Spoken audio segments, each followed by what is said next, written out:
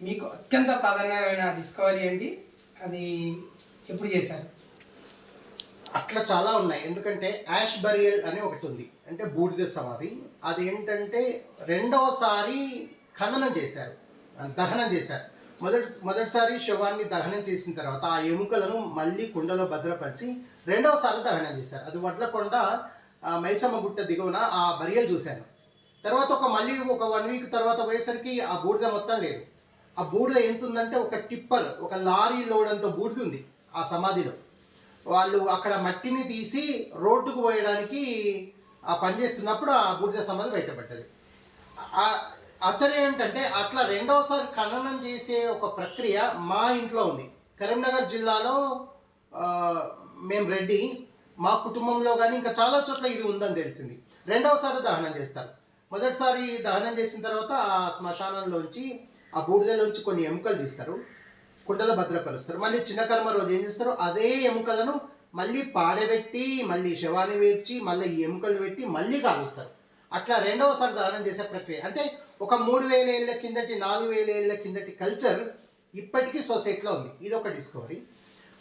ఇంకా ఏంటంటే ringing racks మీద విశేషమైన డిస్కవరీ చేశాను. సుమారుగా ఒక 40-50 కిలోమీటర్ల పొడవున ఏన మీద నడుచుకుంటూ పోయాను. అది సిద్దిపేట జిల్లా, జనగామ జిల్లా మొదలుకొని, జనగామ జిల్లాలో బచ్చనపేట మండలం నుంచి మొదలుకొని సిద్దిపేట జిల్లా చేర్యాల, కొమరవెల్లి, జగదేవ్పూర్, ఇంకా చివరికి వెళ్తే కొడకన్ల, అక్కడి వరకు రింగింగ్ రాక్స్ ఉన్నాయి. అంటే సంగీతం పలికే ఏనలు. ఆ ఏన మీద ఏ రాయిని మీటినా సంగీతం వస్తుంది. పైగా అక్కడ శివలింగము, త్రిశూలము, ఒక తలకిందులుగా ఉన్న ఒక మనిషి చిత్రం ఉంది ఆది మానవులు వేసిన కాలంలో. అంటే శివలింగ ఆరాధన లేదా శ్మశానానికి కాపలాగా శ్మశానంలో ఉండే శివుడిగా మనం ఏదైతే పౌరాణిక కథ అనుకుంటున్నామో దానికి ఇంటర్లింక్ అనమాట. అంత పాత చిత్రం అదైతే చరిత్రకి ఒక కొత్త పేజీ అందించినట్టే.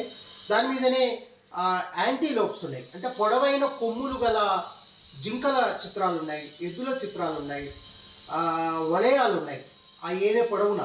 అదొక డిస్కవరీ. ఇంకా చెప్పాలంటే నీటిలో తేలే ఇటుకలు. నీటిలో తేలే ఇటుకలు అంటే మనకు రామప్ప ఒక్కటే గుర్తుకొస్తుంది, లేదు, చాలా చోట్ల నీటిలో తేలే ఇటుకలు ఉంటాయి.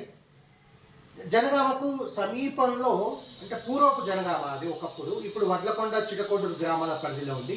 ఆ డ్యాము కింద నీటిలో తేలే ఇటుక దొరికింది. ఇప్పటికీ నా సేకరణలో నీటిలో తేలే ఇటుక ఉంది. ఇట్లా చాలా చాలా అరుదైన చారిత్రక సంపదలు అయితే భద్రపరచగలిగాను. అయ్యనారు శిల్పం కూడా ఒక గొప్ప, అంటే నేను